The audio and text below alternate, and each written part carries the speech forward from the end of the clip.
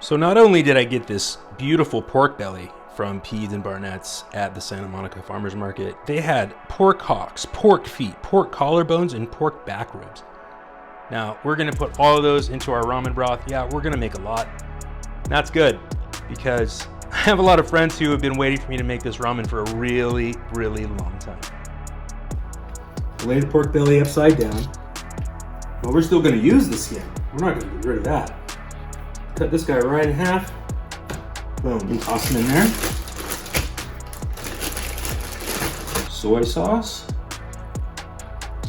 Chili powder. I like to use togarashi for this. It's nice and spicy and has all the essential flavors that you want to have. Really great sesame oil. Just a little, goes a long way here. This size pork belly, which is about 2 pounds, we're gonna add 7 cloves of garlic. Close up our bag. Try to push all the air out of it as we can. So there we have some marinated pork belly. One of the most important steps in making ramen is making sure that your bones are pure. Start by putting our bones in a little bit of cold water. Ooh, this great tendon meat that they gave us. This is the skin that we clean off the pork belly. I'm gonna rinse that off just because. More trotters. This is a collarbone. This is a backbones.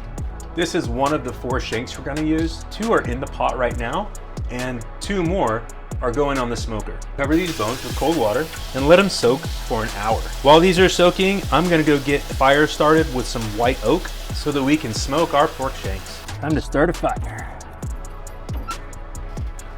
Crispies from the white oak bag, that should catch on fire pretty easily. As this thing really gets flaming up, these nice chunks allow me to control the temperature inside the smoker. Let's check on the fire. Oh yeah, we're doing all right.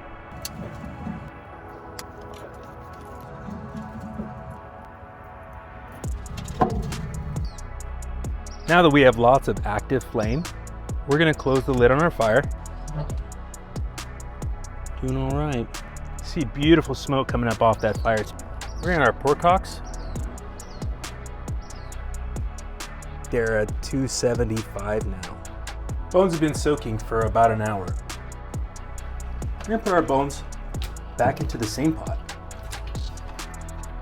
Bring the water up to a boil and then dump it again.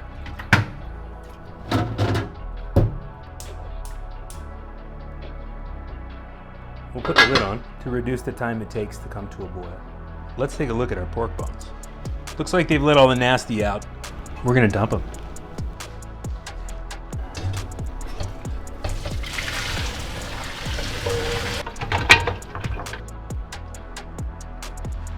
We're gonna take our clean pork bones, put them in a big pot this time. I need a pot that's gonna at least hold 3 gallons of water. Hopefully 4. It's already gonna be pretty heavy, so we'll carry it over to the stove and then we'll add our water. We're gonna fill up this pot as high to the top as we can with water. Turn it all the way up to a boil because it's gonna take a lot of power to get to this point. It may take some time for your boil to come around, but you know, it's worth the wait, trust me. We're gonna add our smoked pork hocks now. Look at those babies. They were on this smoker for 4 hours. We're gonna drop them in our stock and let that roll.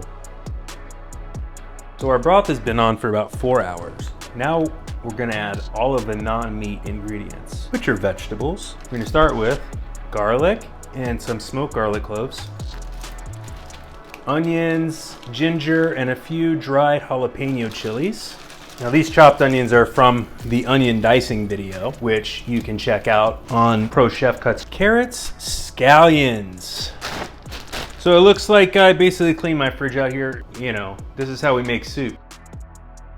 One of the most important things I like to put in my ramen is dried shiitake mushrooms. Now these add a ton of umami flavor. Umami is a savory kind of feeling. It's the melt in your mouth, warm, just all over mushroomy kind of depth sensation you get from food. We'll let that come back up to a simmer. Before we walk away from this pot though, we're gonna add a healthy dose of salt. I bet you things are gonna start smelling really great around here. Of course, that's gonna happen anyway because we're cooking it for 3 hours. It's time for this beautiful broth to come off.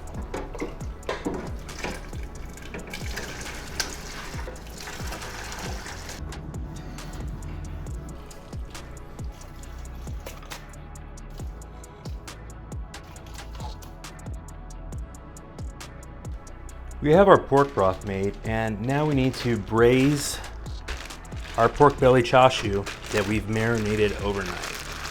Put some scallions on the bottom. We'll add our pork and everything from the marinade. We have our oven preheated to 300 degrees to braise this for 3 hours. Look at the togarashi just sitting so pretty on there. We're gonna add 2 cups of our pork broth, 4 ounces of sesame oil. I like to use really good sesame oil. The reason for that is, this step in the process is one of the few where you can cut out a step, because we're gonna braise the pork belly, and at the same time, the braising liquid is gonna reduce down and make our shoyu tare 8 ounces of Yamasa soy sauce. You can use whatever soy sauce you want, gluten-free, Kikkoman, whatever you like. I like Yamasa. I've been using it for a really long time, and it's always given me great results. Cover the pan with aluminum foil, crimping down the edges so that our pork steams and a little bit of pressure builds up. Let's check and see how our pork belly came out. We've let it rest now for a couple of hours. Oh man, look at that. What an amazing piece of chashu this is gonna be. So we'll put this in a plastic bag, and then we're gonna press it down so I can slice it and make beautiful cuts to put on top of our ramen dish. So all this braising liquid has turned into our tare seasoning for the ramen. We're gonna pack our pork into this bag, try to get all the air out. All right, now we're gonna press this down in a glass dish. We're gonna weigh this down, same size dish, that's heavy enough to compress it. We'll let this sit in the fridge for about 4 hours, and we'll have beautiful pork belly chashu. Now we have our tare ready to strain.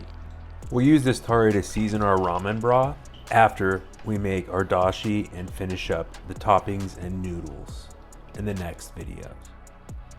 If you like today's video on ProChefCuts, check out some of our other videos.